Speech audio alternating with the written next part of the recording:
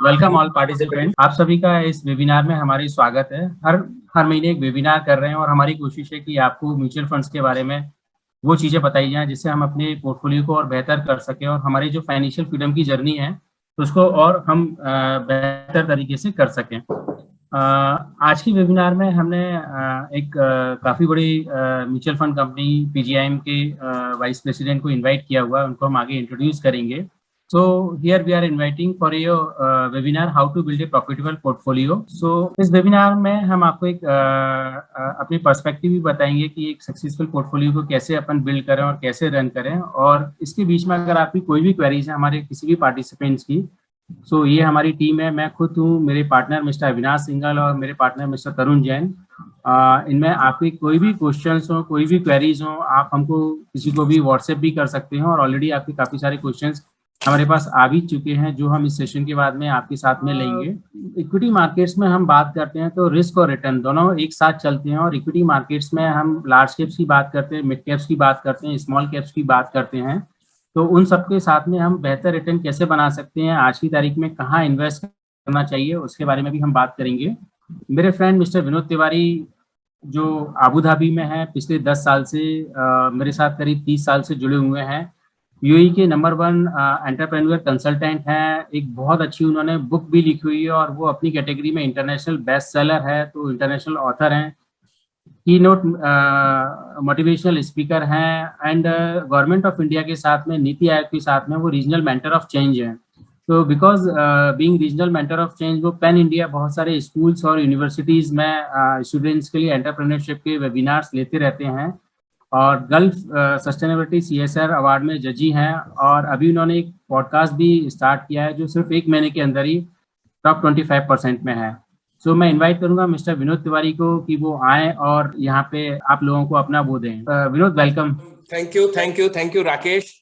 This is a great morning, and I'm telling you that this webinar is going to be very useful for all of you guys. Thank you very much, Rakesh, for a great introduction. I'm Vinod Tiwari, right now logged in from Abu Dhabi, UAE. और आज हम लोग बड़ी अच्छी बातें करने वाले हैं। तो मैं आपको बताना चाहता हूं कि हमारा ये जो वेबिनार सीरीज शुरू किया है, हमारा मोटिव क्या है, what is the objective. The objective behind this webinar is to teach financial literacy. Now fortunately और अनफॉर्चुनेटली इंडिया नहीं बल्कि यूएई नहीं, दुनिया के अंदर में देयर इज नो यूनिवर्सिटी जो कि आपको टीच करती है कि आप अपने पैसे से पैसा कैसे बना सकते हैं। You know, you are creating money, but what your money is doing, that is a big question. Okay, so we are going to help you and teach you that what kind of financial literacy you should have, और आप अपने money को बढ़िया तरीके से कैसे manage कर सकते हैं। क्योंकि आपको पता होगा कि दुनिया के अंदर में यदि आपको इंटरेस्ट कमाना है तो आपको बैंक जाना पड़ेगा। You know better that anybody else. आप एफडीज करते हैं, सेविंग्स करते हैं, लेकिन आपको वेल्थ कमानी है तो bank is not the right way. You have to think about investment. और इसीलिए हमारा जो पहला वेबिनार था उसमें हमने बात करी कि आपको सेविंग करनी चाहिए, तो उसके बाद में इन्वेस्टमेंट कहाँ करना चाहिए। दूसरे वेबिनार में हमने बात करी कि इन्वेस्टमेंट यदि आप करने जाते हैं तो आपके पास में नाना प्रकार के ऑप्शंस होते हैं, बहुत सारे ऑप्शंस हैं। मैं प्रॉपर्टी में डालूं, गोल्ड में डालूं, म्यूचुअल फंड में डालूं, इक्विटी में डालूं, या फिर एफडी में डालूं, या कहां। फिर हमने बात करी कि व्हाट इज द बेस्ट, और वहां पर बात निकल के आई म्यूचुअल फंड सही है। ओके, और ये जो फाइनेंशियल लिटरेसी वाली बात है वो हमारा सेशन इसलिए शुरू किया हुआ है क्योंकि यूनिवर्सिटीज और कॉलेज के अंदर में ये चीज नहीं टीच की जाती, कहीं पर भी नहीं सिखाई जाती। और इसीलिए शायद आपको याद होगा कि एक जनाब हैं जिनका नाम है रॉबर्ट कियोसाकी, उनको अपने अमीर पापा और गरीब पापा के हिसाब से लोगों को टीच करनी पड़ रही है financial education. You know that, rich dad poor dad author. So I mean to say that here this series has been started to let you know that where you should park your money and how you should get benefited out of it. और आज का जो हमारा session है, this is very very important कि जब आपने पैसा पार्क कर दिया है म्यूचुअल फंड के अंदर में, तो आप उस पोर्टफोलियो को प्रॉफिटेबल कैसे बना सकते हैं। और मैं आपको बताने वाला हूं 3 important tips. Which are those 3 important tips which can help you to make a profitable portfolio? Okay, now पहली टिप क्या है पहली टिप है जो सबसे ज्यादा इंपॉर्टेंट है, दुनिया के अंदर में बहुत अच्छी अच्छी कंपनीज हैं, बहुत अच्छे अच्छे फंड हैं, बहुत अच्छे अच्छे इक्विटी और बैलेंस और ऑप्शंस हैं एसेट एलोकेशन के, लेकिन आपके पास में जो सबसे ज्यादा बड़ी दुविधा है कि उस जगह तक पहुंचने के लिए आपको एक माध्यम चाहिए, और माध्यम होता है that is called adviser.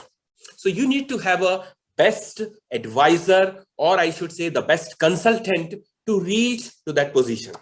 Okay, गुरु गोविंद दोनों खड़े काको लागू पाए, आपने सुना होगा, यानी आपको भगवान तक पहुंचाने वाला गुरु था, इसीलिए कहा जाता है कि गुरु भगवान से भी ज्यादा बड़ी वैल्यू रखता है.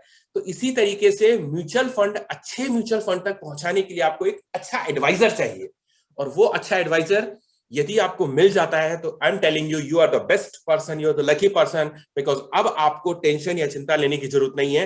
He is going to handle your portfolio. Let me tell you कि क्या क्वालिटीज देखनी चाहिए. आप मुझसे पूछोगे कि what do you mean by best advisor. Best advisor का लिए मैं बोलूंगा कि कम से कम उसको एक डिकेड का एक्सपीरियंस होना चाहिए, एटलीस्ट 10 साल तो मार्केट के अंदर में वो उसने ऊपर नीचे उतार चढ़ाव मार्केट देखा हो, समझाओ, तभी तो वो आपके पोर्टफोलियो को अच्छे से हैंडल कर सकता है. तो 10 साल का अनुभव हो कम से कम. दूसरी चीज, वो बहुत सारे क्लाइंट बेस, हर सेक्टर, हर कैटेगरी में डील करता हो, यानी उसके पोर्टफोलियो के अंदर में स्टूडेंट्स भी हो, डॉक्टर्स भी हो, साइंटिस्ट भी हो, इंजीनियर भी हो, बिजनेसमैन भी हो, एंटरप्रेन्योर, सभी लोगों का पोर्टफोलियो देखता है, सबके डिफरेंट गोल्स को मैच करता है. तो I think he is a best consultant. और तीसरी चीज जो मुझे लगती है कि वो आदमी कम से कम एक ऐसा होना चाहिए जो आपको पर्टिकुलर प्रोडक्ट ना सेल करे. यदि मैं आईसीआईसी के साथ जुड़ा हूं और मैं आईसीआईसी आपको बताता रहता हूं, तो इसका मतलब यह है कि I am basically ICIC consultant, but मेरे पास में बहुत सारे प्रोडक्ट हैं, तो मैं आपको उनमें से बेस्ट चूज करके आपको बता सकता हूं कि this is the best product and you should go for it. तो I mean that person should have at least multiple type of portfolios in his basket. So सबसे पहली चीज जो आपको निकल के आती है वो है आपका एक अच्छे बेस्ट एडवाइजर की जरूरत है, और वो भी सख्त जरूरत है. यदि आपके पास अच्छा एडवाइजर है तो आपका पोर्टफोलियो डेफिनेटली सुरक्षित हाथों में है. दूसरी टिप है कि आपको अपने एडवाइजर के साथ मिलकर के बगैर को छुपाए हुए अपने सारे फाइनेंशियल गोल्स उसको बताने हैं, अपने ड्रीम्स के बारे में बताना है, अपनी नीड्स के बारे में बताना है. उसे बताना है कि हे एडवाइजर, हे दोस्त, हे कंसल्टेंट, मुझे अगले 5 साल में, मुझे अगले 10 साल में, मुझे 12 साल में, मुझे 25 साल में इतना करीब पैसा चाहिए. यदि आप उसे बताते हैं तो वो आपकी मदद कर सकता है सेकेंड इंपॉर्टेंट टिप के लिए, जिसको कहा जाता है best asset allocation. Okay, now asset allocation आपको सरल भाषा में बताता हूं. यहां पर हर प्रकार के लोग होंगे जिनको रियली फाइनेंशियल टेक्निकल चीजें नहीं समझ में आती होंगी, कोई बात नहीं. मैं आपको बताना चाहता हूं कि आपकी जो पैसा है वो दरअसल एक कंपनी में तो इन्वेस्ट हो रहा है, लेकिन उस कंपनी के अंदर में भी अलग अलग प्रकार के फंड होते हैं. कुछ फंड होते हैं जो बहुत सेफ होते हैं लेकिन उनका रिटर्न कम होता है. कुछ होते हैं जो बैलेंस होते हैं जिसमें रिस्क भी होती है और रिटर्न भी कम होते हैं, और रिस्क कम होती है. और कुछ होते हैं जिसमें रिस्क ज्यादा होती है और रिटर्न भी ज्यादा होते हैं. तो इनको कहा जाता है इक्विटी, बैलेंस या डेट फंड्स. नाउ इसके बारे में आपको ज्यादा जानने की जरूरत नहीं है. आप यदि अपने गोल्स बता देते हो अपने एडवाइजर को, तो आपका एडवाइजर आपको मदद करता है किस एसेट के अंदर में आपको पैसा लगाना चाहिए, कब लगाना चाहिए, कब निकालना चाहिए, कब स्विच करना चाहिए. He can help you out. तो कहने का मतलब है कि आपका एसेट एलोकेशन परफेक्ट होना चाहिए. नाउ एसेट एलोकेशन एज के हिसाब से, आपकी नीड के हिसाब से डिफरेंट हो सकता है. मैं समझता हूं जो 20 से 40 की एज में आते हैं, दे आर जस्ट स्टार्टअप, 20 साल से शुरू किया और 40 साल तक है, तो थोड़ी सी रिस्क ज्यादा ले सकते हैं. तो वो लोग इक्विटी में ज्यादा पैसा लगा सकते हैं, डेब्ट और बैलेंस में थोड़ा कम लगाएं. लेकिन हाँ, जो प्लस 40 है, 40 to 60 की रेंज में या 60 प्लस है, तो वो लोग बैलेंस या डेब्ट फंड में ज्यादा पैसा लगा करके इक्विटी में कम रेशियो लगा सकते हैं. खैर, ये मेरा टॉपिक नहीं है कि मैं आपको बताऊं कि कौन सा कितना लगाना चाहिए, बट मेरा कहने का मतलब है कि आपका एलोकेशन एसेट्स का बेस्ट होना चाहिए. और तीसरी टिप बहुत इंपॉर्टेंट है, और तीसरी टिप है you have to keep faith, you have to be patient. आपको पेशेंस रखना है, आपको फेथ रखना है अपने एडवाइजर में. आपको बार बार कंप्यूटर खोल करके मार्केट के अप्स एंड डाउन्स, छोटी छोटी चीजों के बारे में आपको नहीं जानने की जरूरत है। आपको थोड़ा सा टाइम देना है, because every single day market will go up down up down up down, but ultimately around after 1 year, 2 year, 3 year, 5 year down the line, you will see you are gaining a lot. तो कहने का मतलब है कि आपको faith रखना है। एक आपको मजेदार बात बताता हूं, कई बार आपको लगेगा कि आपका जो एडवाइजर है वो शायद आपको सही एडवाइस नहीं दे रहा है। आपको लगेगा कि नहीं, मेरे हिसाब से ये फंड में डालना चाहिए, वो कह रहा है नहीं नहीं यही फंड अच्छा है। मैं आपको बोलूंगा कि आप इसमें हीरो नहीं हो। माफ कीजिएगा, जैसे मैं अपने आप को बोलता हूं कई चीजों में मैं जीरो हूं, लेकिन मैं सामने वाले को हीरो मानता हूं, क्योंकि उस चीज में मैं नहीं जानता। तो I just surrender myself, I ask them कि you are hero, I am zero in this field. But हाँ, यदि एंटरप्रेन्योरशिप की बात आती है, यदि बुक राइटिंग की बात आती है, यदि पॉडकास्ट की बात आती है, तो I am hero, maybe you are not hero. So कहने का मतलब यह है कि आपको उस पर फेथ करना है, ठीक है। आपको एक मजेदार बात बताता हूं, एक अच्छा किस्सा याद आ रहा है। एक बार एक जनाब कार में सवारी कर रहे थे, टैक्सी के अंदर में, पीछे की सीट पे बैठे हुए थे, और जब वो देखा उन्होंने कि जो ड्राइवर था, वो ड्राइवर का जो शीशा था वो इतना बड़ा शीशा, उसमें से कुछ भी नहीं दिख रहा था। Can you believe?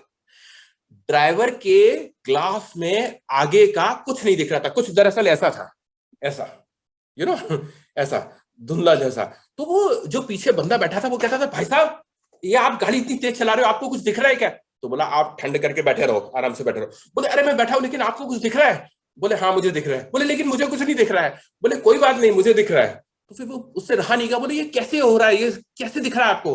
बोला, भाई साहब दरअसल बात ये थी कि मेरा चश्मा हर महीने के अंदर में टूट जाया करता था, हर बार में बच्चे खेलते थे तोड़ देते थे, तो मैंने जो चश्मे का जो पावर वाला लेंस था वो पूरा कार का लेंस बनवा दिया। जयराम जी तो उसके लिए वो परफेक्ट था। शायद आपको उस लेंस से नहीं दिख रहा, आपको उस लेंस की जरूरत है। आपके एडवाइजर के पास में बेस्ट लेंस है। He know where to pitch, what to pitch, when to pitch. So these 3 advices would help you to make your portfolio profitable. मैं दोबारा से रिपीट करता हूं, उसके बाद मैं इनवाइट करना चाहता हूं एक जबरदस्त पर्सनालिटी को।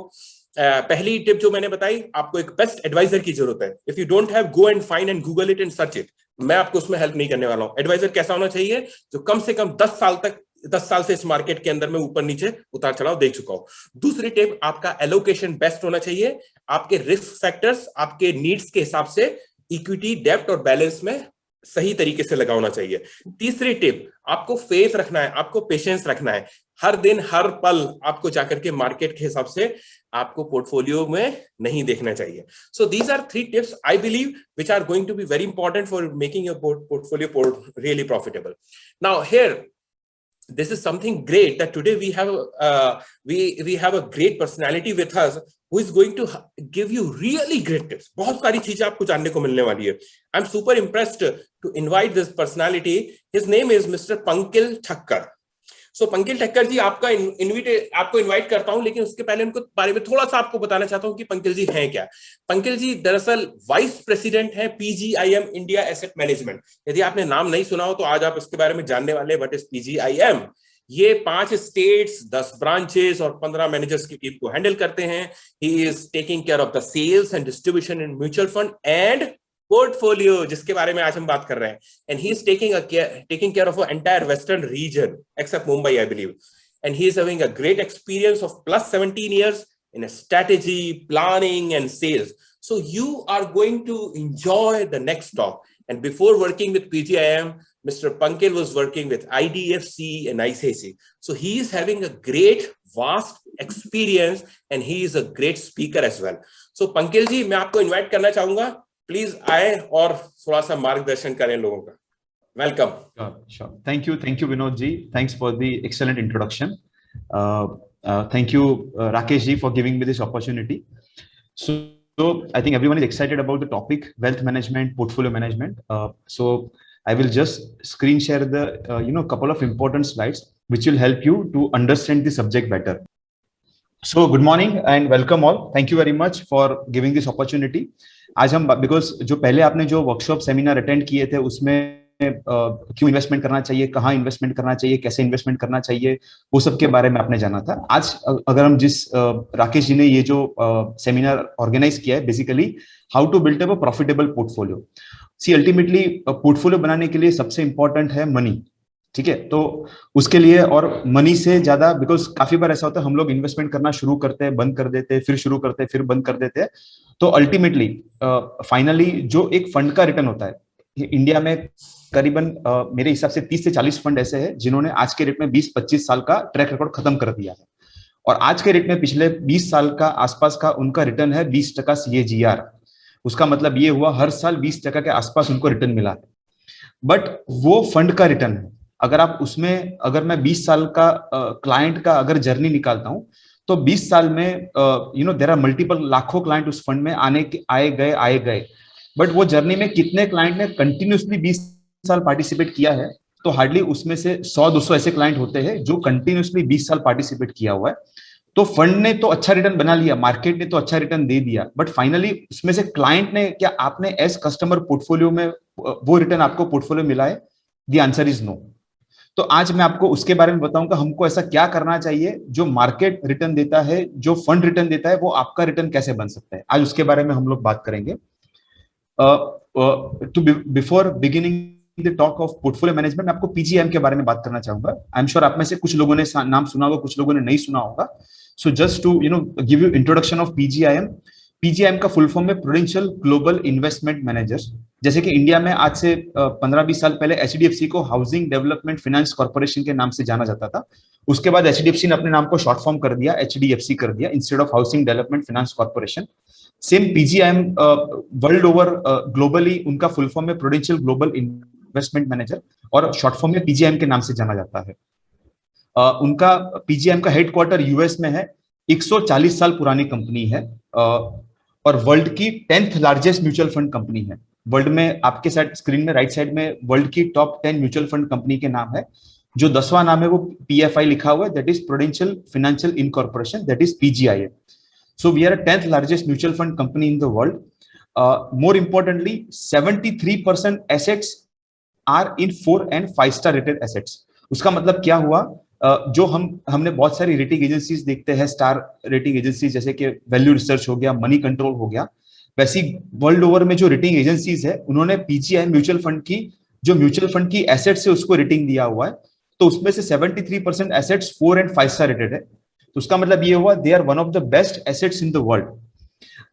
हमारी करीबन 39 जगह पे ऑफिस है world over, we are present in 39 countries. जो आपको सामने स्क्रीन पे ग्लोबल फुटप्रिंट का एक मैप भी दिख रहा है, एंड 1300 से ज्यादा फंड मैनेजर्स और एनालिस्ट हमारे साथ काम कर रहे हैं world over. So this is the introduction of PGIM, 10th largest mutual fund company in the world. 73% assets are best performing assets, so fund performance है वो बेस्ट इन क्लास है। 39 लोकेशन में हमारा ऑफिस है, 1300 से ज्यादा इन्वेस्टमेंट प्रोफेशनल्स हमारे साथ काम कर रहे हैं। इंडिया में हमारा करीबन 10,000 करोड़ के आसपास का हमारा एसेट्स है। वर्ल्ड ओवर हमारा जो एसेट्स है करीबन 125 लाख करोड़ का एसेट्स है, जो इंडिया की म्यूचुअल फंड कंपनी की, इंडिया की म्यूचुअल फंड, सभी म्यूचुअल फंड कंपनी का अगर टोटल लगाए तो करीबन 30 लाख करोड़ के आसपास होता है। तो उससे करीबन 4 गुना से ज्यादा एसेट्स है। पीजीआईएम वर्ल्ड ओवर वो एसेट्स मैनेज कर रहा है, तो उससे ज्यादा तो मैनेज कर ही रहा है, plus they are the best performing assets in the world. So this is the introduction of PGIM, Prudential Global Investment Managers. आज के वेबिनार के बारे में बात करते हैं, पैसों के बारे में बात करते हैं। तो money speaks only one language, एक ही भाषा समझता है पैसा। अगर आप आज मुझे बचाओगे तो मैं आपको कल बचाऊंगा। This is simple language that money understands. आप मुझे बचाओ, मैं आपको कल बचा लूंगा। जब मैं छोटा था तो लोग बोलते थे, और मेरा ऐसा मानना भी था कि money is the most important thing in the life. आज के डेट में when I am almost 40 year old, so finally I have understood it is one of the most important thing in the life. पहले मैं जानता था, आज वो मैं एक्सपीरियंस कर चुका हूँ। So these are the important quotes that I thought of putting here in the on the screen. So अगर हम पैसों के बारे में बात कर रहे हैं, so पैसा is not just आप जो आज के डेट में कमा रहे हो, that is not ultimately the financial freedom. So what is the financial freedom? आज के डेट में हमारे सामने जो पार्टिसिपेंट्स है, उसमें से अगर कोई इसमें आंसर देना चाहता है what is the financial freedom, हमने ये वर्ड के बारे में सुना है। सो अल्टीमेटली जो हम पैसा कमाते हैं that is not a financial freedom. Financial freedom is something else. So these are the 4 important points. इसमें से एक इंपॉर्टेंट पॉइंट है पैसा। Money is important factor to achieve the financial freedom in life. Second, once you have achieved the financial freedom, you can focus on your family, you can spend time your family. सिर्फ पैसा है, but अगर आप family के साथ time spend नहीं कर पा रहे हो, so that means you are not financially free. So you should be able to spend time with your family. Third, you should have time for your own self also. मैंने बहुत सारे ऐसे लोग देखे हुए जो बहुत अच्छा पैसा कमाते, but they don't have a time for themselves, they don't have a time for family. So finally they are earning good, but they are not financially freedom. They don't have achieved the financial freedom. And fourth, you should have time to focus on your health as well. अगर आप दिन में 1 घंटा 2 घंटा अपने health के लिए नहीं निकाल पा रहे हो, और अगर आप बहुत पैसा कमा रहे हो, तो फाइनली उसका कोई मतलब नहीं. So these are 4 important factors, जो आपको financial freedom achieve करने में help करते हैं. Money, family, time and health. These are all important factors. पैसा is not the only important factor to achieve the financial freedom. So why you should plan your financial? Why you should plan finances well? आज के date में हम सब पिछले 1 साल 1.5 साल का अगर रिकैप देखते हैं, तो कोरोना से हम लोग जैसी महामारी से हम सब लोग कहीं ना कहीं एक्सपीरियंस कर चुके हैं. हमने हमारे फैमिली में कोई ना कोई एक्सपीरियंस कर चुका है. सो फाइनली एक चीज क्लियर हो गया है कि anything can happen any time to anyone in life, right? And finally हमारा जो अर्निंग है आज के डेट में, हम लोग जो अर्न कर रहे हैं और स्पेंडिंग कर रहे हैं, finally it will not always match. कभी ऐसा होता है कि हम लोग पैसा ज्यादा कमाते हैं, हमारा स्पेंडिंग कम है. कभी ऐसा होता है कि हमारा स्पेंडिंग ज्यादा है, पैसा हम लोग कम कमाते हैं. एंड फाइनली वो जो डेफिसिट है वो कहीं ना कहीं हम लोन से या क्रेडिट कार्ड से फाइनली हम लोग उसको पे करते हैं. सो these are the important point you should consider if you are going through such situation. You should definitely plan your finances well. And lifestyle choices. So one day you will stop earning, but your spending will not stop. So एक life cycle में आगे 1 या 2 slide के बाद आपको दिखाऊंगा कि आज के डेट में आप जब द मोमेंट यू बॉर्न आपका एक्सपेंसेस शुरू हो जाता है. एक आपका जैसे जन्म होता है मैटरनिटी हॉस्पिटल से आपका फाइनेंशियल एक्सपेंस शुरू हो जाता है. हालांकि वो आप नहीं पे करते, आपके पेरेंट्स पे करते हो. Finally you reach to the final, अंतिम स्थान पे आप जब पहुंचते हो, तब तक वहां तक आपको पैसा चाहिए. वो भी कहीं ना कहीं आपका फैमिली वो पे करता है. जहां आप जन्मते हो और आप अंतिम स्थान तक पहुंचते हो, आपको पैसों की जरूरत पड़ती है. सो ये एक ultimately throughout the life you will need money. So if you don't plan well, you will always feel deficit of money. So आज का हमारा जो वेबिनार है वो इसी चीज के ऊपर है, why you should plan your finances well. So हम सभी कहीं ना कहीं अपने प्रोफेशनल गोल्स के बारे में बहुत अच्छा प्लान करते हैं कि हमको डॉक्टर बनना है, इंजीनियर बनना है. अगर हम बिजनेस करते हैं तो आज मेरा साल का लेट से 5 करोड़ का टर्नओवर, तो अगले साल मुझे 10 करोड़ का टर्नओवर करना है, 15 करोड़ का टर्नओवर करना है. तो कैसे, अगर मैं अगर जॉब कर रहा हूं तो लेट से मेरा 1 लाख की तनख्वाह है, तो मैं 2 लाख की तनख्वाह पे कैसे पहुंचूं, उसके लिए मुझे खुद में क्या कैपेबिलिटी डेवलपमेंट करना है, वो सब कहीं ना कहीं हम day in day out plan करते हैं, डिस्कस करते हैं अपने कलीग्स के साथ, अपने फ्रेंड्स के साथ, अपने फैमिली के साथ. बट क्या हम लोग अपने पर्सनल फाइनेंसेस के बारे में इतना प्लान करते हैं? The answer is no. बहुत ही कम लोग पर्सनल फाइनेंस के बारे में प्लान करते हैं. एंड इसीलिए आज हम ये सेमिनार हम लोग इसके बारे में सेमिनार हमने अरेंज किया हुआ है. तो ये एक फाइनेंशियल लाइफ साइकिल है. जैसे मैंने बताया, the moment you are born, आप लेस देन 21 की एज पे होते हो, तो उसके पहले से आपके खर्चे शुरू हो जाते हैं. ठीक है. सो जो आपका जो एक्सपेंसेस है वो रेड लाइन है, और जो इनकम है वो ब्लू लाइन है. आप जब आप बॉर्न करते हो, तब से आपका एक्सपेंसेस का लाइन शुरू हो जाता है. और आपका इनकम कब शुरू होता है? आप जब 25 साल के आसपास पहुंचे हो, तब आपका इनकम शुरू होता है. तब तक के जो एक्सपेंसेस है वो कहीं ना कहीं आपके फैमिली वो मैनेज करती है. Then you reach 25, you start earning, तो आपके खर्चे बढ़ते हैं, बट आपका इनकम उससे थोड़ा ज्यादा बढ़ता है. Blue line is above than the red line. तो ये एक पीरियड ऐसा होता है, 25 से 35-40 का पीरियड एक ऐसा होता है कि जहां पे आपकी इनकम ज्यादा होता है, आपके खर्चे कम है. But the moment you enter your 40 to 50 time of your life, 40 से 50 की आपकी उम्र होती है, तो एक टाइम ऐसा आता है जहां पे आपके बेटे का बेटी का एक हायर एजुकेशन के खर्चे आते हैं, एक आपका बेटे बेटी का शादी का एक्सपेंस आता है. तो अगर वो टाइम पे अगर आपका लेकिन इनकम तो मोर और लेस स्टेडी या थोड़ा सा 10-15% ग्रो करता है, बट बाकी के खर्चे बहुत बढ़ जाते हैं. तो ये एक टाइम ऐसा होता है जहां पे आपके खर्चे आपके इनकम से ज्यादा होता है. तो ये टाइम पे जब आपका 30 से 40 के टाइम पे अगर आपने ये टाइम के बारे के अगर आपने प्लान नहीं किया है, तो you will fall short of income, और यहाँ पे कहीं ना कहीं आपको लोन लेना पड़ता है. ओके.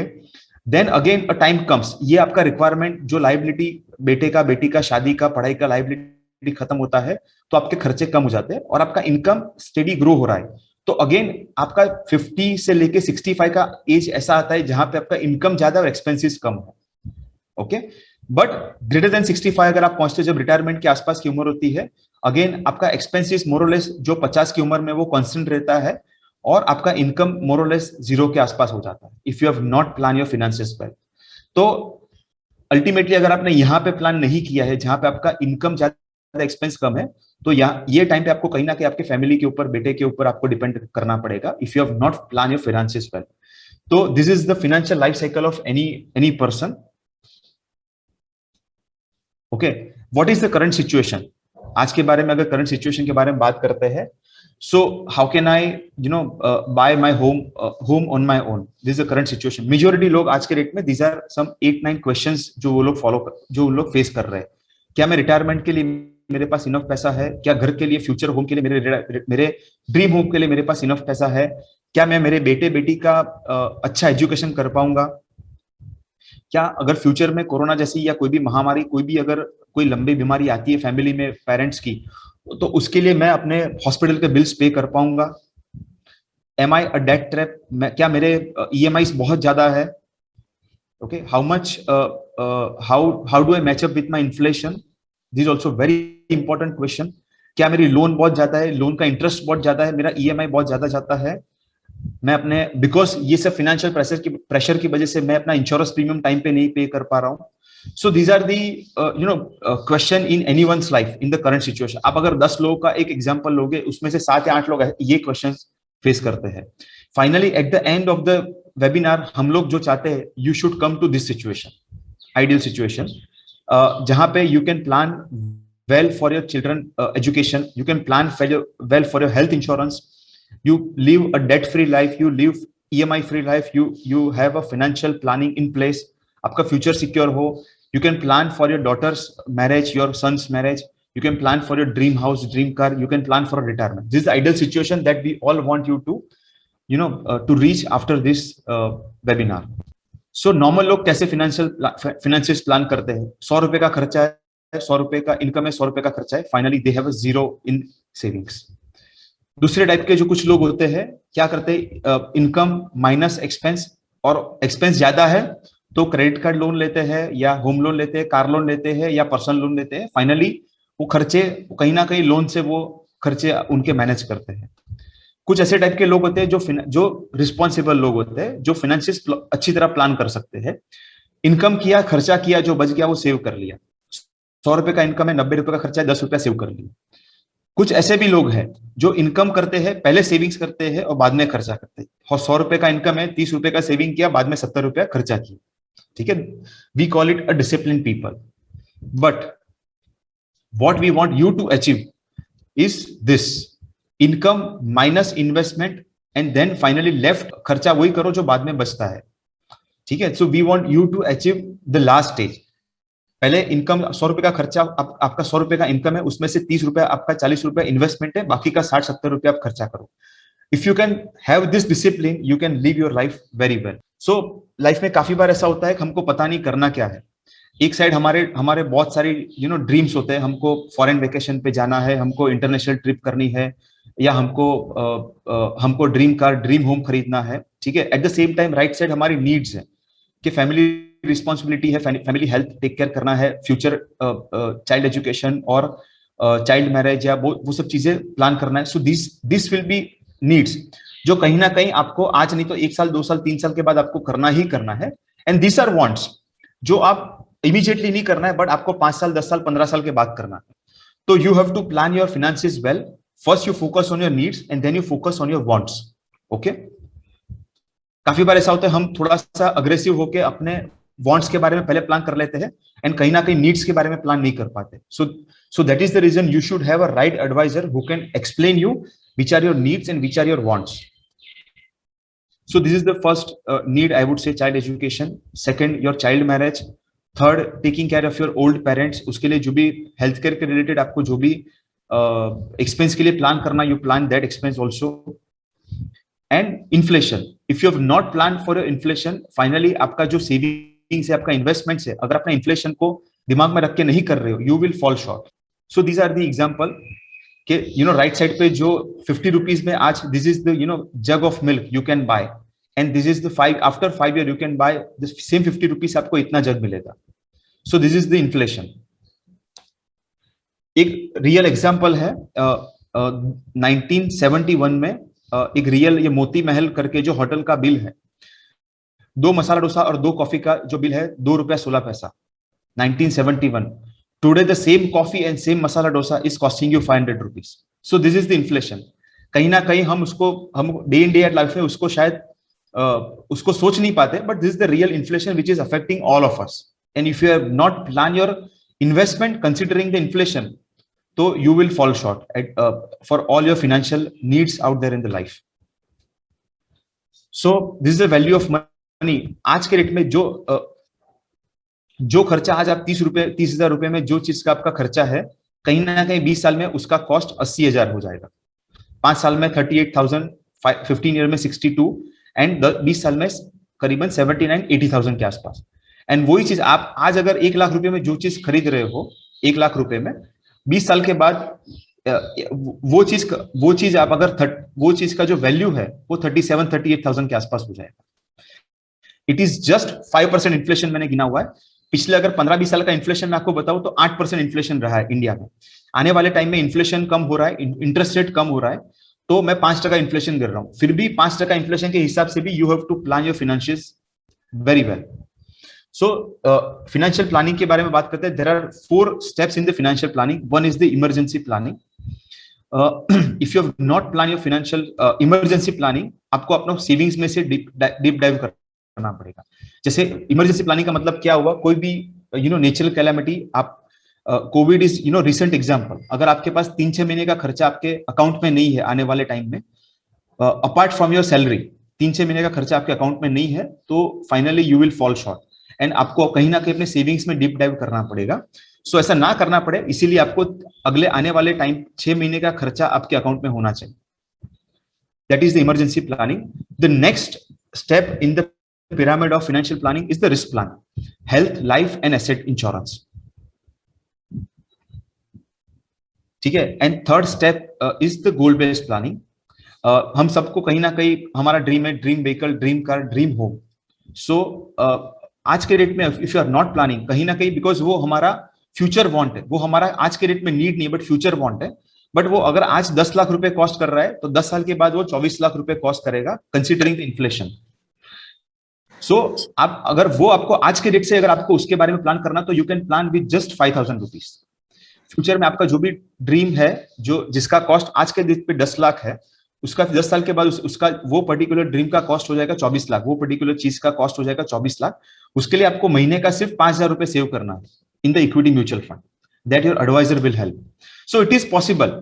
बट अगर आप वो प्लान नहीं करेंगे तो 10 लाख अगर आज भी महंगा लग रहा है, तो 10 साल के बाद 24 लाख भी आपको महंगा लगेगा if you are not planning today.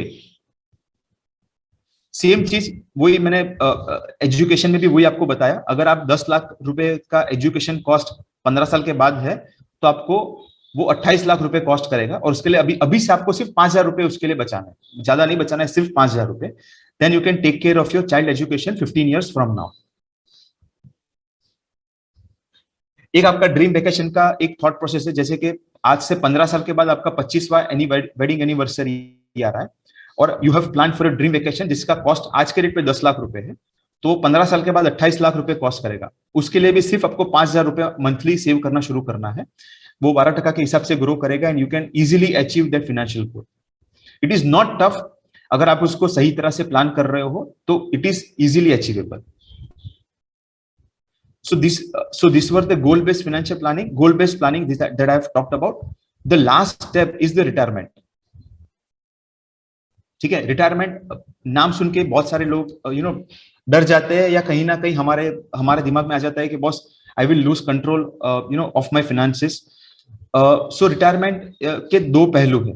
एक लेफ्ट हैंड साइड पे जो पिक्चर है, एक राइट हैंड साइड पे जो पिक्चर है. ओके.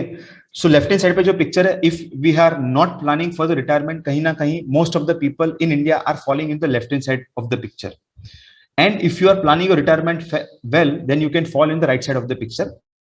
हमारे पास टाइम है, पैसा भी है, बट उसका सही प्लानिंग नहीं है, तो we will fall on the left hand side and we don't want all our clients to fall on the left hand side. Hence we are doing this webinar and you should start planning for retirement financial freedom from today itself if you want to achieve retirement like right hand side of the picture. Just to give you an example, आज के rate पे हमारा महीने का खर्चा 50,000 है, घर चलाने का खर्चा 50,000 है, तो 25 साल के बाद उसका 1,70,000 होगा विद जस्ट 5% इन्फ्लेशन।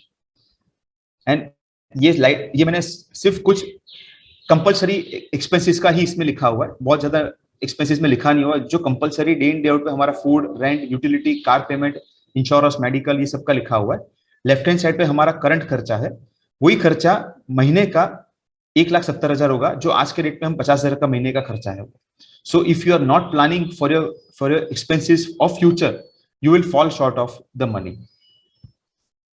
सो कैसे प्लान करना चाहिए? Just to give you an example, जिसका उम्र आज के डेट में 35 इयर्स का जिसका एज है, करंटली महीने का उसका 50,000 रुपए का खर्चा है, उसकी रिटायरमेंट एज है 60, लाइफ एक्सपेक्टेंसी 80 इयर्स है, require amount to reach that retirement. तो आज के डेट में जिसका 35 है, तो 20 साल के बाद उसको रिटायर होना है। 60 से 80 ऐसा पीरियड है जहां पे वो रिटायर हो जाएगा और उसका इनकम जीरो हो जाएगा। ठीक है, तो वो 20 साल के लिए उसको अगर प्लान करना है तो he will need 4 crore rupees per month, 1,70,000 into 12 months into 20 years. So you will need 4 crore rupees. 4 crore amount सुनते ही हमको डर लगता है, बट वो आसानी से अचीव कर सकते हैं आज के रेट पे। इफ यू प्लान टुडे, महीने का अगर सिर्फ 24,000 के SIP से अगर आप शुरू करते हैं, तो you just have to save 70 lakh rupees over a period of time, and that can help you to achieve your 4 crore goal, which will take care of your retirement from the age of 60 to 80. Either your retirement, your spouse's retirement, you can live your life very well.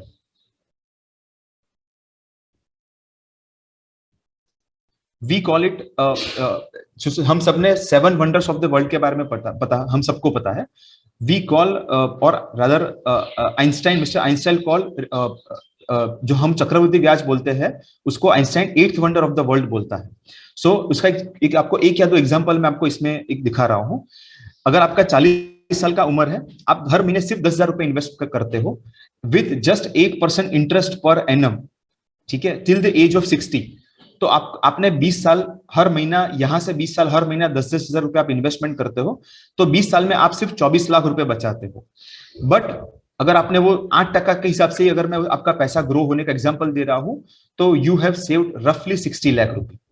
तो 24 लाख रुपया 8% के हिसाब से अगर compounding interest से, चक्रवृद्धि ब्याज से अगर हम उसको कैलकुलेट करते हैं, कंपाउंडिंग इंटरेस्ट से उसको कैलकुलेट करते हैं, so your 24 lakh rupees is reaching to 60 lakh rupees, around 60 lakh at the age of 60। वही अगर मैं 5 साल पहले प्लान करता हूं, rather than waiting for the age 40, अगर मैं 35 ईयर की एज से अगर मैं शुरू करता हूं, तो आप सिर्फ 6 लाख रुपए ज्यादा पे करोगे यहाँ पे to till the age of retirement. 6 lakh रुपए, 24 लाख और 30 लाख, बट उसके सामने आप 35 लाख रुपए ज्यादा अर्न कर रहे हो। सो 30 लाख आपका, यहाँ पे जो 24 लाख आपका करीबन 60 लाख हो रहा था, यहाँ पे आपका 30 लाख रुपया आपका 95 लाख हो रहा है। सो आप ज्यादा पैसा डाल रहे हो सिर्फ 6 लाख रुपया, और आप ज्यादा कमा रहे हो 35 lakh rupees. So this is the compounding interest. Same अगर वो 30 साल से शुरू करते हो और 6 लाख रुपए आप इन्वेस्टमेंट करते हो, तो आप 55 लाख रुपया ज्यादा कमा रहे हो। और 25 साल की उम्र से आप हर महीना 10,000 का SIP करते हो, you are just investing 42 lakh rupee till the age of retirement, till the age of 60, and you can reach to 2 crore 30 lakh rupee, and वहां पे और 6 लाख रुपए ज्यादा देके आप 80 लाख रुपए कमा रहे हो। सो आपका 42 लाख रुपी at the age of 60 is becoming 2 crore 30 lakh rupee at just 8% rate of interest। और अगर आज के रेट में मैं कोई भी नॉर्मल म्यूचुअल फंड की भी बात करूं, तो वो 12% के आसपास रिटर्न दे रहा है। हालांकि कुछ 15%, 17% भी दे रहा है, बट मैं कंजर्वेटिवली भी बताऊं तो 12% के आसपास रिटर्न दे रहा है। तो आपका जो 2 करोड़ 30 लाख रुपए, वो आराम से 4-4.5 करोड़ रुपए बन जाता है। सो this is the power of compounding, and you can very well achieve with the help of equity mutual fund. So I'm not going much in detail. These are just a number. I'm not going much in detail. एक मैं live example आपको दे रहा हूं, उसके बाद we can open the floor for question and answer. ये live example एक client का है जिसका 2006 से SIP चल रहा है। उनका एक अकाउंट स्टेटमेंट है म्यूचुअल फंड का। वो हर महीने 1,050 रुपए डाल रहा है, हर महीने सिर्फ 1,050 रुपए डाल रहा है 2006 से। उस टाइम पे वो म्यूचुअल फंड का जो NAV था वो 26 रुपया था 2006 में। सेंसेक्स वॉज 12,200, उस टाइम पे 12,000 का सेंसेक्स था। 1050 का उसने एसआईपी शुरू किया 21/9/2006 को, उसका एनएवी 26 रुपया था। 2008 में जब मार्केट पीक पे था तब वो 26 रुपए का एनएवी पहुंच गया 39 रुपीज। सेंसेक्स वॉज 21,000, 12,000 में से सेंसेक्स हो गया 21,000 रुपए। उसके करीबन 16 इंस्टॉलमेंट गए, उसका इन्वेस्टमेंट सिर्फ 16,800 रुपए का था और उसका रिटर्न, उसका जो वैल्यू था, फंड वैल्यू वॉज 22,000 रुपीज। उसका पर एनम रिटर्न्स वॉज 59%।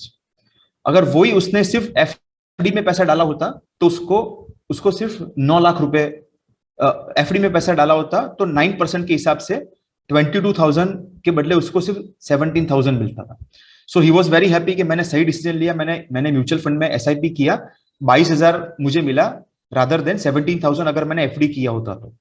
अभी मार्केट उस टाइम पे पीक पे था, 21,000 रुपए, 21,000 का सेंसेक्स था।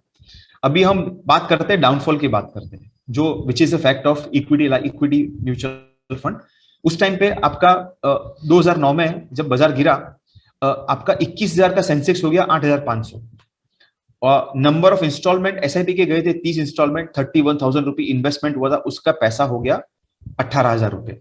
उसका 39% का नेगेटिव रिटर्न आया 2009 में। ठीक है, उस टाइम पे अगर उसने पहले एफडी में इन्वेस्टमेंट किया होता तो ये 18,000 के बदले उसका 35,000 रुपए होता। तो क्लाइंट क्या फील करता कि यार मैंने म्यूचुअल फंड में डाल के गलती कर लिया, मुझे आइडियली एफडी में डालना होता, and which is right also, क्योंकि मार्केट गिरा तो उसका जो पैसा है वो उसका पैसा ऑलमोस्ट 40% के हिसाब से कम हो गया उस टाइम पे। ठीक है, अभी हम उसके बाद 1 साल के बाद की बात करते हैं, 2 साल के बाद की बात करते हैं, 2010 में। ठीक है, जहां पे उसका जो एनएवी था करीबन 16 के एनएवी आपका 53 रुपए एनएवी हो गया। 2010 में जब सेंसेक्स अगेन 20,000 पहुंच गया और उसका जो फंड वैल्यू है वो 18,000 के बदले 98,000 हो गया और return on the fund was 32% CAGR, annually 32% CAGR. और अगर उस टाइम पे वो पहले से एफडी चला रहा होता तो 9% के हिसाब से उसको 63,000 मिलता। ठीक है, तो अगेन ही इज हैप्पी कि अच्छा हुआ मैंने एफडी में नहीं किया बट म्यूचुअल फंड में किया, तो 63,000 के बदले 98,000 रुपए हो गया। अभी इसके बाद मार्केट कितना भी गिरेगा, आपका finally you will earn more than the fixed deposit. And I will give you an example. In the year 2013 आपका म्यूचुअल फंड का जो एनएवी था वो 51 रुपी था और अगेन बाजार गिर गया, 15,000 हो गया बाजार। ओके, और आपका जो इन्वेस्टमेंट 87,000 था, आपका रिटर्न्स था 1,22,000 रुपए, आपका सीएजीआर 10% पर एनम आपको सीएजीआर मिला और आपने एफडी में डाला होता 9% के हिसाब से तो 1,22,000 के बदले 1,18,000। अभी बाजार कितना भी गिर गया, आपने देखो इसके पहले सेंसेक्स कितना था, 20,000 रुपए, 20,000 का सेंसेक्स था और अभी सेंसेक्स कितना है, 15,000 रुपए था 2013 में। आपका सेंसेक्स 5,000 पॉइंट गिर गया, फिर भी आपका जो रिटर्न है म्यूचुअल फंड का वो एफडी से ज्यादा है सेंसेक्स गिरने के बावजूद भी। और अगेन 2015 में जब बाजार ऊपर गया तो वही फंड का एनएवी 119 रुपया हो गया, यहां पे वही फंड का एनएवी 119 रुपया हो गया। एंड मार्केट फिर से ऊपर गया 2015 में 28,000 का सेंसेक्स हो गया और आपका जो रिटर्न है वो 3,39,000 और अगर एफडी में किया होता तो 1,68,000। Clearly you are earning better than FD. Finally now you will never earn less than the fixed deposit. यहां पे आपने 2013 से 2015 के बीच में सिर्फ 25,000 रुपए ऐड किया है बट आपका फंड वैल्यू 2,16,000 से इंक्रीज हुआ। सो this is the power of compounding. जो टाइम पे आपने पैसा डाला जब बाजार कम था वो टाइम पे आपने पैसा डाला और उस टाइम पे आपको ज्यादा स्टॉक्स मिले, ज्यादा यूनिट मिले, इसके वजह से आपका जो कंपाउंडिंग रिटर्न है वो बहुत ज्यादा आ गया। So this is how the market works, this is how the mutual fund works. This is the last second last slide which I want to share with all of you. हम सब कहीं ना कहीं, जो राकेश जी भी मुझे बता रहे हैं, कहीं ना कहीं सभी क्लाइंट्स हमको बता रहे हैं कि मार्केट आज के डेट पे ऑल टाइम हाई पे है। सो शुड यू इन्वेस्ट और not? Okay, now this is the journey of market. 1991 से मार्केट, अगर आप में जीरो के नजदीक से बाजार शुरू हुआ और आज के डेट में market is around 55,000 rupees.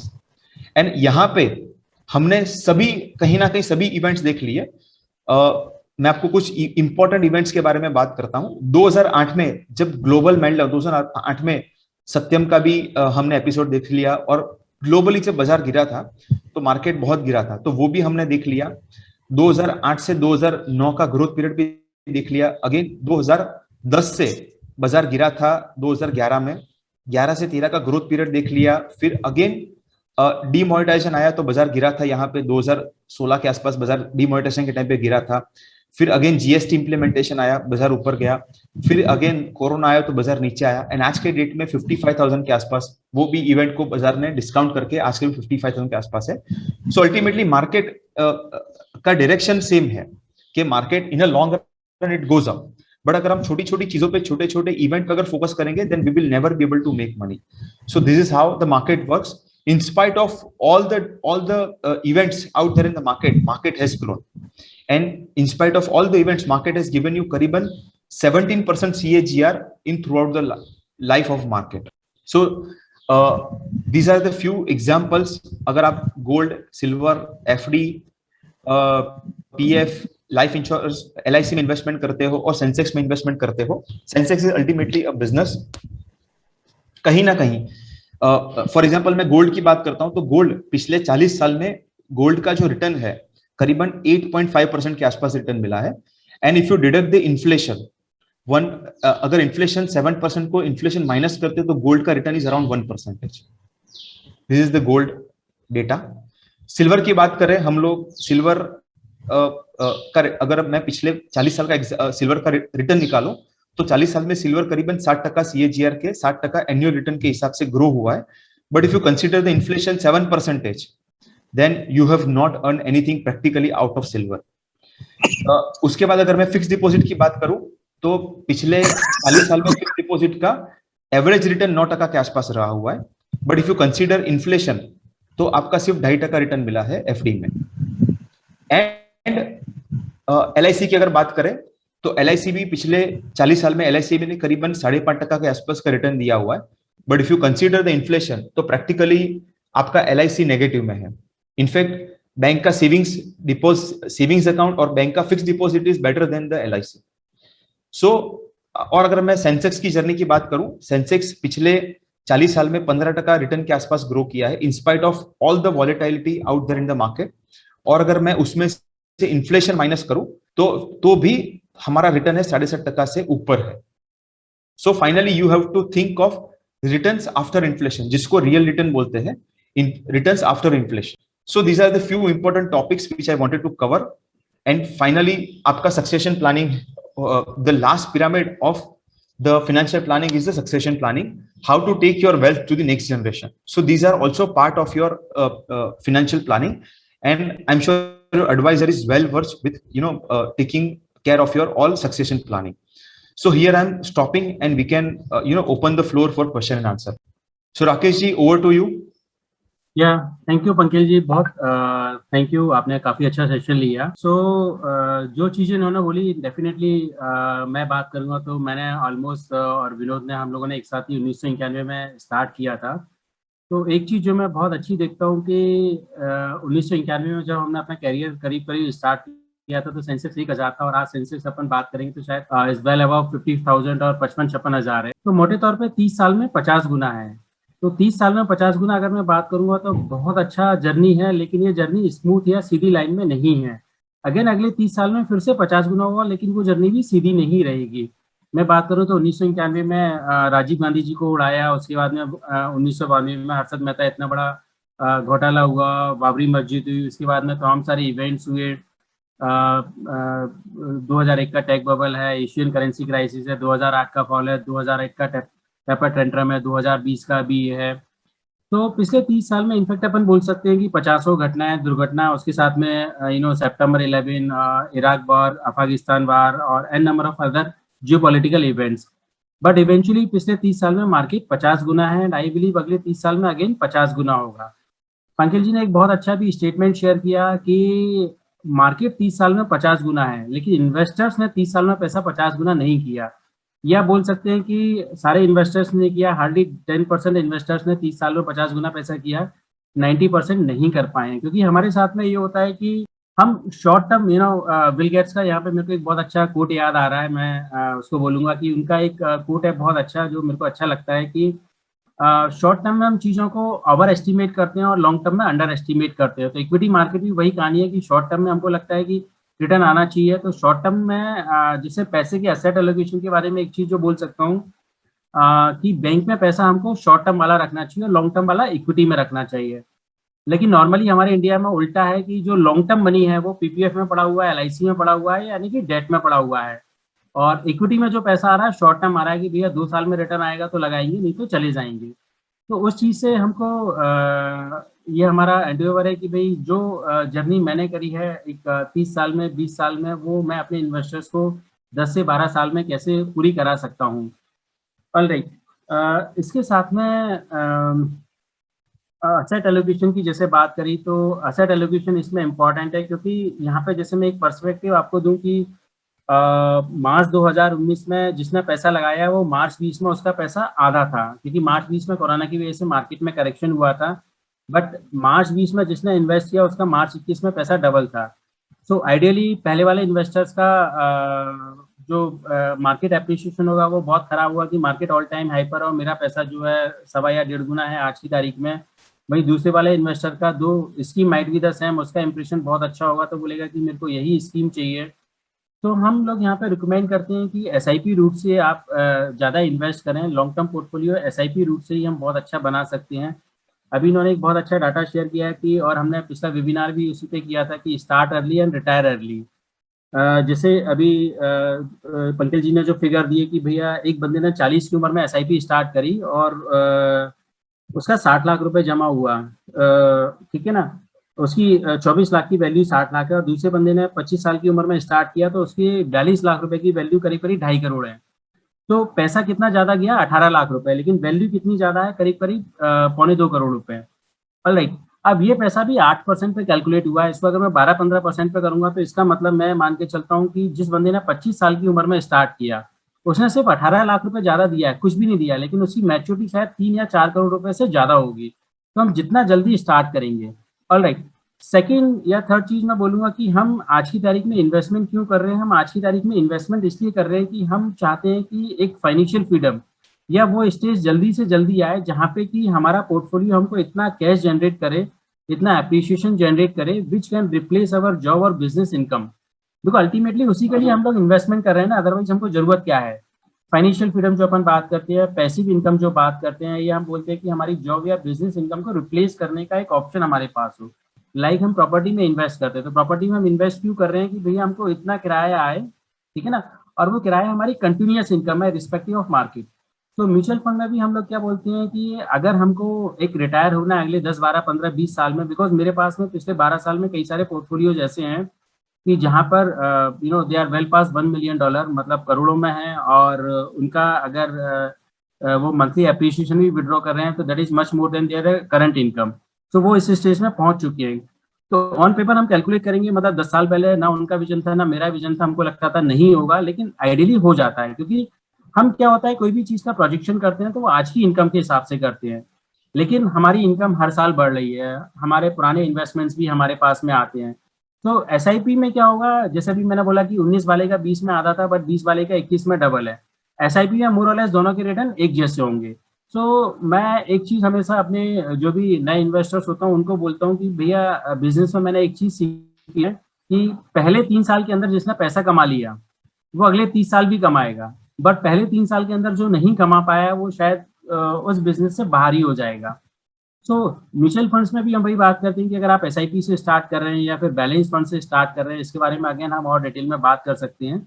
But ideally अगर आप well diversified flexi cap fund से स्टार्ट कर रहे हैं, आप जो है बैलेंस फंड से स्टार्ट कर रहे हैं, तो प्रॉब्ली आपका एसआईपी से स्टार्ट कर रहे हैं, तो आपका पहले 2-3 साल का एक्सपीरियंस अच्छा होगा तो आगे आप अपने इन्वेस्टमेंट्स को भी बढ़ा पाएंगे, आपका उसमें कंफर्ट बनेगा और आपको उसमें कन्विक्शन बनेगा। मेरे कई सारे क्लाइंट ऐसे हैं कि पीपीएफ का पैसा निकाल के पहले साल, दूसरे साल में नहीं, बट चौथे, पांचवें, छठवें साल में वो लोगों ने अपना पीपीएफ का पैसा निकाला, एलआईसी की भी मैच्योरिटीज ली है और यहाँ पे इन्वेस्ट किया, और आज की तारीख में पोर्टफोलियो काफी बड़ा है। ये म्यूचुअल फंड की चीजें ऐसी है कि मैं बात करूंगा कि ऑलमोस्ट मैंने 12 साल पहले स्टार्ट किया था तो बोलने के लिए डेफिनेटली पंकज जी भी हैं, हम लोग काफी सारी बातें कर सकते हैं, बट इसको एक तरफा वन वे ट्रैफिक ना बनाते हुए मैं इनवाइट करूंगा अगेन अपने फ्रेंड मिस्टर विनोद तिवारी को, because we have got lot many questions from our investors. So Vinod, please take those questions, please. Wonderful. great session by Mr. Pankaj. It was amazing. बहुत जबरदस्त आपने चीजों को बताया, डिटेल में बताया, और सबसे अच्छी चीज जो मुझे लगी वो लगी financial freedom. Yes, and let me tell you guys, fortunately I am at the verge of achieving financial freedom, and I'm so proud to say कि I have been working so hard to achieve that, और मैं उसके verge पर हूं. Let me tell you, financial freedom का मतलब ये है कि आपके पास में पैसा और समय दोनों एक साथ भरपूर मात्रा में हो, क्योंकि पैसा और समय ये दोनों ऐसी दो बहनें हैं जो ज्यादातर टाइम साथ नहीं रहती हैं. So you should have money and time. You should have too much money to enjoy time, and you should have time to enjoy your money as well. Now एक छोटी सी चीज, मुझे बढ़िया किस्सा याद आ रहा है, वो मैं बता करके और फिर मैं आपसे क्वेश्चन पूछना शुरू करता हूँ. एक गोल्फ क्लब के अंदर में एक मोबाइल बजता है, और वहां पर शर्मा जी फोन उठाते हैं, तो फोन में से आवाज आती है वाइफ की. वाइफ बोलती है कि हस्बैंड से बात करती है, कहती है कि जानू तुमको याद है, तुमने मुझे बर्थडे पर बोला था कि मैं तुमको डायमंड का हार गिफ्ट दूंगा. तो शर्मा जी बोलते हैं हाँ. तो वो वाइफ कहती है तो मैं क्या ले लूं आज प्लीज, वो आज बहुत डिस्काउंट में मिल रहा है, वो वैसे तो 24 लाख का था लेकिन आज 23 लाख का है, 1 लाख रुपए का सेविंग है, please please please. Sharma ji बोलते हैं ले लो. वाइफ कहती वाह रियली, लगता है तुम बहुत अच्छे मूड में हो. तो वो कहती है कि क्या मैं वो जो बंगला, जो पेंट हाउस की बात अपन कर रहे थे पिछले 6 महीने से, क्या उसको भी बुक कर दूं? वो भी तो बहुत महंगा नहीं है, करीब 1.5 करोड़ के अंदर आ रहा है. शैल I book it? Sharma ji बोलते हैं कर दो. फोन काट देते हैं. थोड़ी देर के अंदर में शर्मा जी वो फोन को उठा करके बोलते हैं ये किसी का फोन बज रहा था, ये किसका फोन था?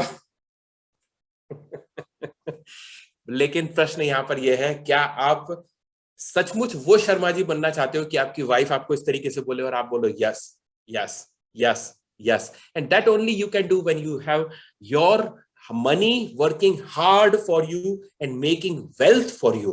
क्योंकि आप तो बहुत मेहनत कर रहे हो 8, 10, 12 घंटे, लेकिन आपने जो पैसा कमाया है वो पैसा आपके लिए कितनी मेहनत कर रहा है, that is more important. So that is the important thing कि how money is working hard for you. And let me tell you, कहावत है कि दुनिया के अंदर में सबसे अच्छा वेल्थ क्रिएट करने का तरीका मनी है, क्योंकि मनी कभी छुट्टी नहीं लेता, मनी कभी बीमार नहीं पड़ता, मनी के कोई एक्सक्यूजेस नहीं होते. Money can make wealth 24/7. Now here is my first question. मेरे पास में क्वेश्चन बहुत सारे आए हैं, मैं कुछ क्वेश्चंस लूंगा और may be you can decide Rakesh कि would you like to take. So एक क्वेश्चन आया है जिसमें बोलते हैं जनाब कि my age is 35 and I am earning 50,000 per month and my EMI is 15,000. ठीक है जी, 50,000 रुपए इनकी अर्निंग है, 15,000 रुपए की EMI है, और ये बोलते हैं I want to retire in 55. And by that time, I need 60,000 per month. How much do I need to invest? Wow, very specific question. Rakesh, would you like to take this question? So, जो best part है कि इनको पता है कि 20 साल बाद इनको 60,000 रुपए चाहिए रहेंगे, बिकॉज 90% लोगों को पता ही नहीं है कि 20 साल बाद चाहिए क्या. ठीक है ना. So congratulations.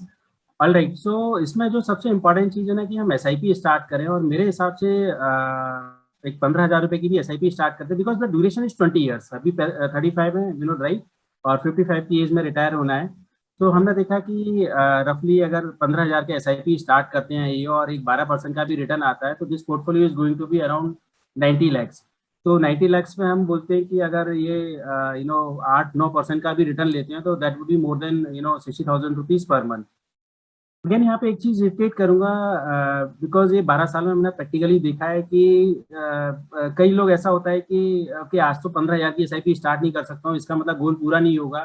तो मैं ये बोलूँगा कि जस्ट स्टार्ट करें, जितने से भी स्टार्ट कर सकते हैं, बिकॉज इम्पॉर्टेंट क्या है कि आज आपने स्टार्ट कर दिया, तो आइडियली क्या होगा कि 90% सिनेरियोज में हमने देखा है कि हर साल इनकम बढ़ती है और हर साल SIPs भी बढ़ती है. तो मैं बात करूंगा कि अगर ये आज 5-10 हज़ार रुपए से भी स्टार्ट करते हो, हर साल 1,000, 2,000, 3,000 से टॉपअप करते रहते हैं, हर 2 साल में एक बार करते रहते हैं, आइडियली जो 60,000 का गोल लेके चल रहा है, ये 20 साल में मिनिमम 1 लाख रुपीज अचीव कर लेंगे. Thank you, wonderful, thank you Rakesh कि तुमने फटाफट कैलकुलेशन करके उन्हें बड़ी सारी चीजें बता दी.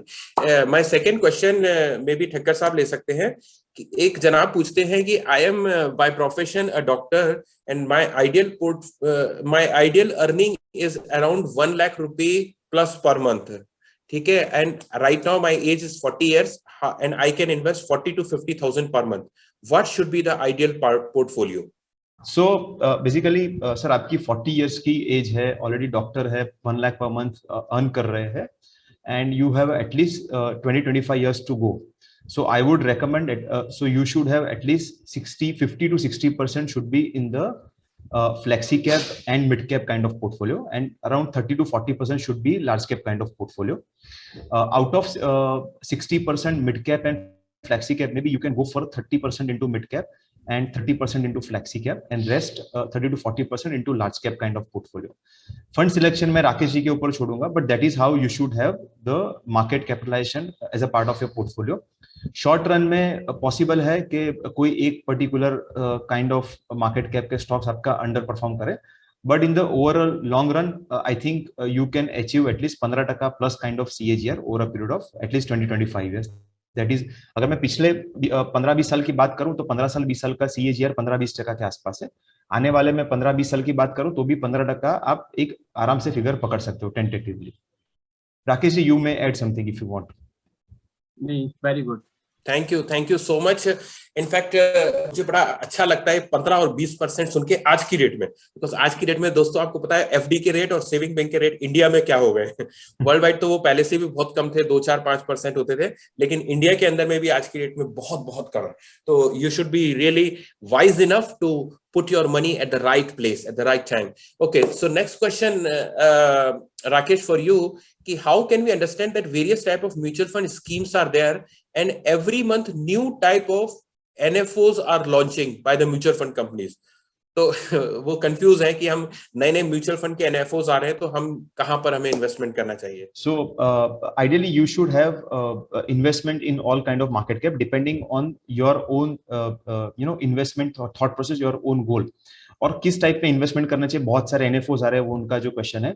सो आइडियली जो मैंने आपको बताया, लार्ज कैप, मिड कैप और फ्लेक्सी कैप में इन्वेस्टमेंट करना चाहिए. और अगर आने वाला NFO जो है वो पर्टिकुलर कोई एक कैटेगरी में फॉल कर रहा है जिसमें आपको इन्वेस्टमेंट करना है, तो आप अपने एडवाइजर को पूछ के पार्टिसिपेट कर सकते हो. और उसके अलावा सब मल्टीपल टाइप के फंड्स आते हैं, जैसे कि इसके अलावा हाइब्रिड फंड्स भी आते हैं जिसमें 50% इक्विटी, 50% बैंक फिक्स डिपॉजिट जैसा भी आता है, जो समवेयर आपका 8% के आसपास का रिटर्न एक्सपेक्टेशन आप बोल सकते हैं. आज के रेट में जो डेट फंड्स है, बिकॉज FD के रेट्स आज के रेट में 4-5% के आसपास हो गए, तो डेट फंड भी वो 4-5% के आसपास ही रिटर्न आपको देने की एक्सपेक्टेशंस है. हाइब्रिड फंड्स जो है जिसमें 50% इक्विटी, 50% डेट, वो करीबन 8% के आसपास का रिटर्न देने की एक्सपेक्टेशन है. और वर्सेस जो 100% इक्विटी फंड्स है वो करीबन 12-15% रिटर्न देने की एक्सपेक्टेशन है. तो वो पर्टिकुलर NFO आपको जो इन्वेस्टमेंट करना है जो फंड में, वो कैटेगरी में फॉल कर रहा है, तो एडवाइजर को पूछ के आप पार्टिसिपेट कर सकते हो. That is what I can say. Perfect. Thank you very much. The another question which is coming, maybe Pankaj ji, you can take the same question. Somebody is asking that what is the difference between direct share investment and mutual investment? So what is the basic difference वो जानना चाहते हैं share investment में और mutual fund investment में? Sure. So sir, direct share investments of course आपको, अगर आपके पास रिसर्च है और अगर आपके पास कोई अच्छा एडवाइजर है तो आप डायरेक्ट शेयर इन्वेस्टमेंट कर सकते हैं. म्यूचुअल फंड में क्या, because direct share is simple. आपने रिलायंस के स्टॉक में पैसा लगाया, ICICI के स्टॉक में पैसा लगाया, HDFC के स्टॉक में पैसा लगाया, it is as simple as that, direct stock का इन्वेस्टमेंट. म्यूचुअल फंड में क्या होता है कि एक फंड मैनेजर होता है जो ये पर्टिकुलर बिजनेस के बारे में उसने पढ़ाई की है, IIM से किया है, IIT से किया है, पढ़ाई की है.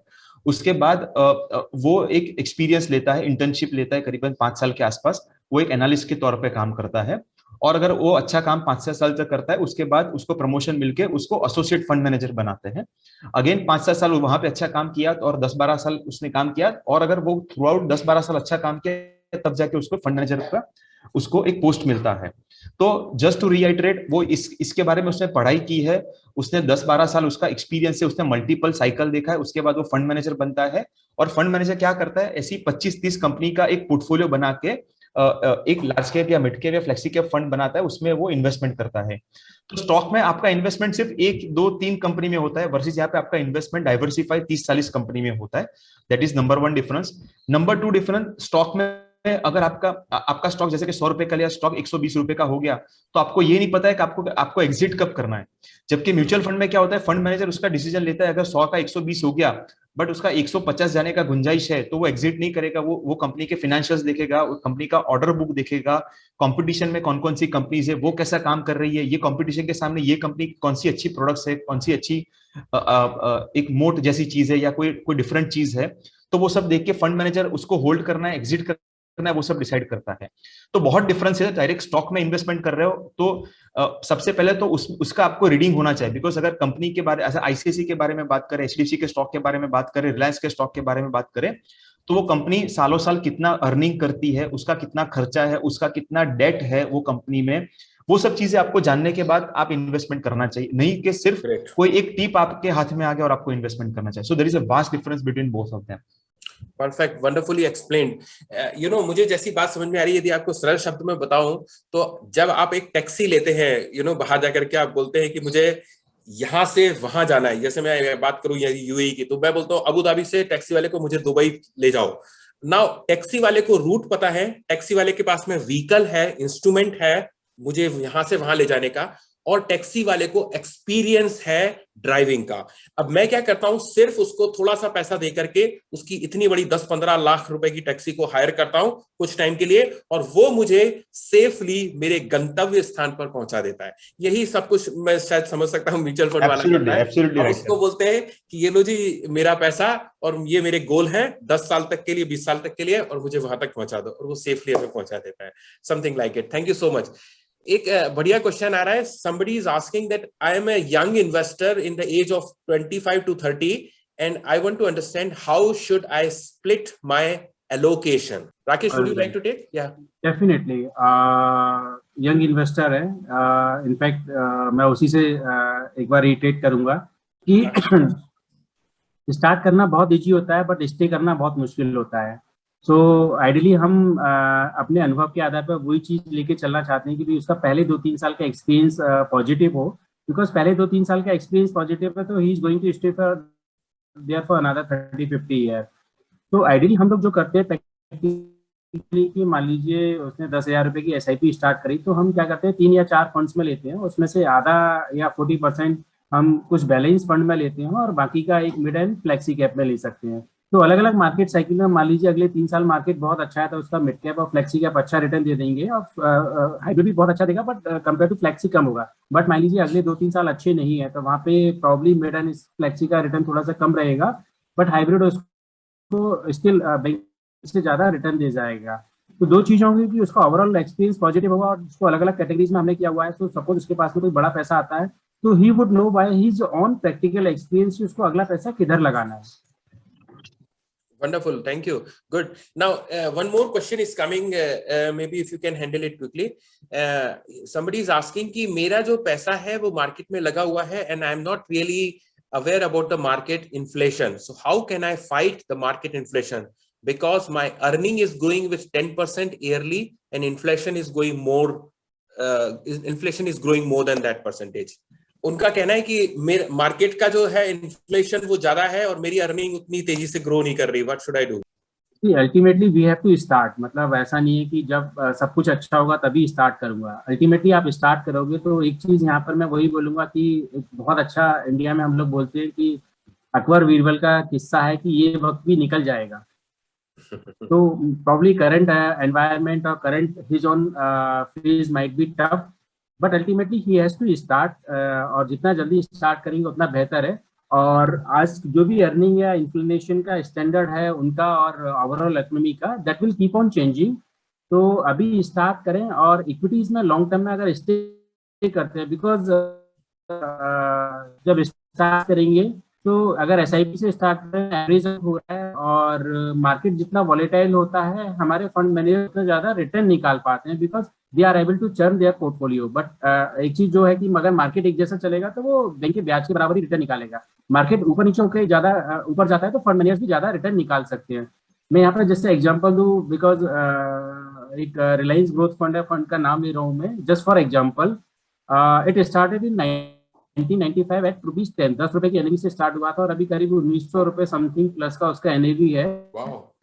तो मोटे तौर पे 26 साल में ये जो फंड है ये 190 गुना है। इसी 26 साल में जो सेंसेक्स है वो 15 गुना है। तो फंड इज ऑलमोस्ट बोलूंगा 175 गुना ज्यादा रिटर्न दिया बिकॉज ऑफ मार्केट वॉलेटिलिटी। तो इम्पोर्टेंट है कि स्टार्ट करें और चीजें फिर चेंज होती है। Perfect. Good, great example. Thank you. Pankil ji, एक question last I would like to go with you. The question is that कि वो कहते हैं कि when should I plan the retirement and how I can book profit and how I can take my money back, how I can remove my money from the SIP mutual fund. Sure. Good question, sir. First of all, so retirement के बारे में plan करने के लिए the moment you receive your first check, either from business or salary, that should be the ideal time to plan for retirement. But if you have not planned, then today is the right time, I would say that. So because क्या होता है, retirement का journey काफी लंबा है. You retire at around 60-65 and you stay around 80-85 तक आप अगर रहते हैं, उसमें भी you have a health related kind of expenses which are more than 15%. जैसे कि इसके पहले के क्वेश्चन में किसी ने इन्फ्लेशन का बात किया था. तो इंडिया में हेल्थ और एजुकेशन, ये दोनों में इन्फ्लेशन रेट 15% के आसपास है इंडिया में. बाकी मिल्क हो गया, वेजिटेबल्स हो गया या ग्रेन पल्सिस हो गया, वो सब में इन्फ्लेशन आपका 7-8% के आसपास है. बट एजुकेशन और हेल्थ केयर में, एजुकेशन अगर रिटायरमेंट की बात करें, education is not much of the important point, but health care is your important. तो वो पहुंचने के लिए आपको अगर 15% CAGR से अगर वो ग्रो कर रहा है, तो आपको अगर वो पहुंचना है तो you have to plan your retirement from today itself. Point number 1. उनका दूसरा क्वेश्चन था कि when should they book profit. So ideally देखो, अगर आपने एक अच्छा कॉर्पस क्रिएट कर लिया टिल द एज ऑफ 65 और अगर आप 65 के आसपास रिटायर होने का प्लान कर रहे हो, तो 10 साल के पहले से आपको बैलेंस जैसे फंड में जाना चाहिए अगर आपका रिस्क एपेटाइट कम है तो. इसके अलावा अगर और कोई आपका इनकम सोर्स नहीं है, जो अगर मान लो कि आप लेट से 2 करोड़ 3 करोड़ 5 करोड़ का कॉर्पस क्रिएट कर रहे हो और रिटायरमेंट के बाद इसके अलावा और कोई इनकम का सोर्स नहीं है, कोई रेंट का या और कोई नहीं है बिजनेस का, तो आपको 10 साल पहले आपको बैलेंस जैसे फंड में आ जाना चाहिए आइडियली, जहां पे आपका इक्विटी 30 से 50% के बीच में रहता है. सो दैट लास्ट 10 साल में ऐसा कोई भी जर्क आता है, 2008 के जैसा जर्क या कोरोना जैसा जर्क आता है, तो आपका कॉर्पस इंटैक्ट रहे. Point number 1. पॉइंट नंबर 2, अगर आपके और दूसरे भी इनकम सोर्सेस है तो आप एटलीस्ट 50-60% इक्विटी में रह सकते हैं, 40% डेट फंड में आ सकते हैं, और आप रिटायरमेंट के एज पे पहुंच जाओ, देन यू कैन डिसाइड कि you want to be 100% to debt fund. 100% जो आपने कमाया डेट में जाके आप उसमें से हर साल का 8% के हिसाब से अगर आपको हर महीने का व्हाटएवर 0.4 0.5 जितना विड्रॉ करना है या 0.6 जितना विड्रॉ करना है, तो आप you can start taking the withdrawal. Great, wonderful, thank you, amazing, right. आप SIP के साथ में SWP भी प्लान कर सकते हो, तो आप सिस्टमेटिकली इन्वेस्ट भी कर सकते हो और सिस्टमेटिकली विड्रॉ भी कर सकते हो as per your requirement. And let me add on what you said is very correct. मैं बताना चाहता हूं कि दरअसल रिटायरमेंट आपकी सफेद बालों के साथ या एज के साथ नहीं होना चाहिए. रिटायरमेंट होना चाहिए आपके पोर्टफोलियो से और आपके इनकम के हिसाब से. भाई क्यों रिटायर होना चाहते हो बुढ़ापे में जाकर के? You should retire young, retire rich. I really believe in that one. And you should create your income like anything. You should have so many sources of income, So as simple as that. बहुत ज्यादा इसको खींचना नहीं चाहते हम, ये वाली बात को ऑलरेडी आप बहुत कुछ जानते हैं इस बारे में. Now quickly I want to have a last special message from both of you before just closing. लेकिन उसके पहले आपको एक बढ़िया चीज बताता हूं जो मुझे याद आ रही है. एक बार एक मतलब श्रीमती जी से पूछा गया, बेस्ट सेलर ऑथर की श्रीमती जी से, मेरी वाइफ से नहीं, मैं दूसरे बेस्ट सेलर ऑथर की बात कर रहा हूं, उनसे पूछा गया कि आपको सबसे बढ़िया बुक कौन सी लगती है. अब उसके हस्बैंड ने तो कई सारी 4-5 किताबें लिखी थी, तो स्पीकर सोच रहा था कि वो हस्बैंड में से ये वाली किताब का नाम लेगी, वो किताब का वो. पता है बीबी ने क्या बोला? कहती सबसे अच्छी बुक, मेरी फेवरेट बुक है चेक बुक. सो आपकी वाइफ की भी फेवरेट बुक यदि चेक बुक है तो you should work hard to make her dreams come true. Rakesh, what would be your final message? Just quickly, one line message. Start early, retire early. Very good. Compact and crisp and perfect. Pankaj ji, आपका मैंने screen पे last message share कर दिया है sir. Magic formula. हाँ जी, तो अगर simple सी बात है, बहुत ज्यादा कॉम्प्लिकेट ना करते हुए चीजों को, this is the magic formula for wealth creation. Yes. Save more, invest regularly, think long term, because that will only take you to fight inflation. Give time to compound. Again, this is important if you really want to fight inflation. And be patient. और कुछ करने की जरूरत नहीं है. Equity market में ये बहुत इंपॉर्टेंट चीज है, म्यूचुअल फंड में बहुत इंपॉर्टेंट चीज है. कुछ नहीं करके आप बहुत कुछ कर रहे हो. प्रॉब्लम क्या है कि लोग हर साल 2 साल 3 साल में फंड चेंज करने की बात करते हैं, तो वहां पे ही आप ग्रोथ अटका रहे हो. So be patient. Finally, this is the formula of wealth. This is my last message to everyone. Wonderful, wonderful, wonderful. आपको समझ में आना चाहिए कृपा कहाँ से रुक रही है. Thank you very much, guys. It was a lovely, lovely session. And amazing. I believe that this session has been really fruitful for many, many people, for different educationists, entrepreneurs, businessmen, doctors, everybody, even जो लोग अपना career start कर रहे हैं. आपको समझ में आ गया होगा कि आपको कितना जल्दी स्टार्ट करना चाहिए. जैसा पंकज जी ने बताया, कितने सारे एग्जांपल देकर कि आपका छोटा सा इन्वेस्टमेंट राइट टाइम पे शुरू करते हो तो वो कितना बड़ा आपको रिटर्न दे सकता है. एंड टॉप 3 जो हमने आज बात करी कि आपके जो प्रॉफिट पोर्टफोलियो बनाने की जो 3 बेसिक चीजें हैं. सबसे पहली चीज तो आपको बेस्ट एडवाइजर होना चाहिए, आपको बेस्ट एलोकेशन होना चाहिए, और तीसरी चीज आपको फेथ और पेशेंस रखना है. So these are the 3 messages for making your portfolio profitable.